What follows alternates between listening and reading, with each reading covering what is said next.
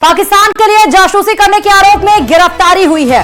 हरियाणा से पुलिस ने 6 लोगों को गिरफ्तार कर लिया है और जिसमें एक यूट्यूबर ज्योति मल्होत्रा पर भी गाज गिरी है। जी हां, यूट्यूबर ज्योति मल्होत्रा पर जासूसी के आरोप लगे हैं। यूट्यूबर ज्योति मल्होत्रा हिसार से गिरफ्तार की गई हैं। पाकिस्तान की आईएसआई के संपर्क में ये सभी 6 आरोपी थे जिनको अब अरेस्ट किया गया है। कैथल, पानीपत और नूह से भी गिरफ्तारी हुई है। लगता है कि पाकिस्तान अब जासूसों के भरोसे ही रह गया है।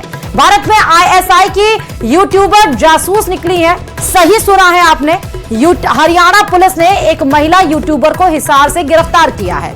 2 अन्य भी इन्हीं के सहयोगी के रूप में यहां पर काम कर रहे थे। जिस समय आप तस्वीरें देख रहे हैं, ये यूट्यूबर ज्योति मल्होत्रा है जिनके काफी ज्यादा फॉलोअर्स हैं। लेकिन ये रहती तो भारत में है, लेकिन काम ये पाकिस्तान के लिए करती है, खुफिया एजेंट के रूप में। और अब इनके झूठ से पर्दा कहीं ना कहीं उठ रहा है। जो ये काम करती थी, क्या काम करती थी, क्यों काम करती थी, कैसे करती थी, ये अब सब कुछ आप सब लोगों के सामने आएगा। इनके अलावा 4 और लोगों को पाकिस्तान के लिए जासूसी करने के आरोप में गिरफ्तार किया गया। ये गिरफ्तारी कैथल से, पानीपत और नूह से हुई है। बताया ये जा रहा है कि ज्योति मल्होत्रा ट्रैवल विद जो नामक यूट्यूब चैनल चलाती हैं। ज्योति मल्होत्रा साल 2023 में लाहौर गई थी और पाकिस्तान यात्रा के दौरान वहां की खुफिया एजेंसी आईएसआई के एजेंट से उसके संबंध बने। गिरफ्तारी के बाद ज्योति को 5 दिनों की पुलिस रिमांड पर भेज दिया गया है और अब उनसे पूछताछ की जाएगी कि कैसे वो एक आईएसआई खुफिया एजेंसी के संबंध में आई थी। ना सिर्फ संबंध में आई थी, बल्कि बताया जा रहा था कि दोनों के बीच रिश्ते काफी ज्यादा मजबूत हो गए थे और उसके बाद उसी खुफिया एजेंसी ने ज्योति को काम करने के लिए बोला और कुछ रुपए भी उसके अकाउंट्स में ट्रांसफर किए गए थे, जिस पर ज्योति मल्होत्रा भरोसा उसके ऊपर करते हुए वो काम करना शुरू कर दी। और कुछ ऐसे अहम दस्तावेज, कुछ ऐसी अहम लिंक जो भारत के पास होनी चाहिए थी, उन सबको पाकिस्तान से ज्योति मल्होत्रा ने शेयर किया। लेकिन अब 5 दिन की रिमांड पर भेज दिया गया है, तो देखना होगा कि 5 दिन की रिमांड में पुलिस उनसे क्या क्या सवाल पूछती है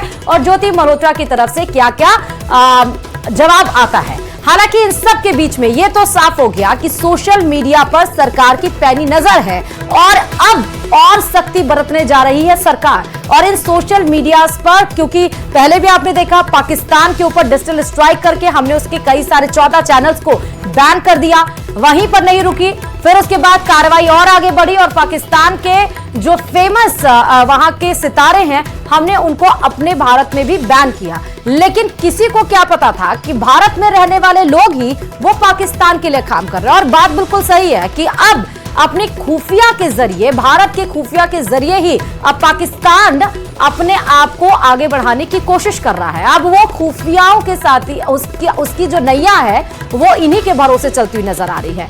ये गिरफ्तारी 6 लोगों की गिरफ्तारी हुई है, ये एक यूट्यूबर ज्योति मल्होत्रा के साथ साथ। इस समय तस्वीरें आप जो देख रहे हैं वो बहुत अहम इसलिए हो जाती हैं क्योंकि इस बीच जब हम पाक को इंटरनेशनल लेवल पर जब हम उसकी बखियां उधेड़ने के लिए तैयार हैं, उस बीच में ये जो खबरें आती हैं वो अहम हो जाती हैं, क्योंकि जब आपको पता चलता है कि आपके ही देश के लोग पाकिस्तान की मदद कर रहे हैं, जिसका हम जिक्र कर रहे हैं, वो भारत पे सोशल मीडिया पर लाखों फॉलोअर्स के साथ चर्चित हैं, ट्रैवल ब्लॉगर हैं यूट्यूबर ज्योति मल्होत्रा, जिन्होंने देश विरोधी गतिविधियों और पाकिस्तान की खुफिया एजेंसी के साथ संबंधों के आरोप में गिरफ्तार किया गया है।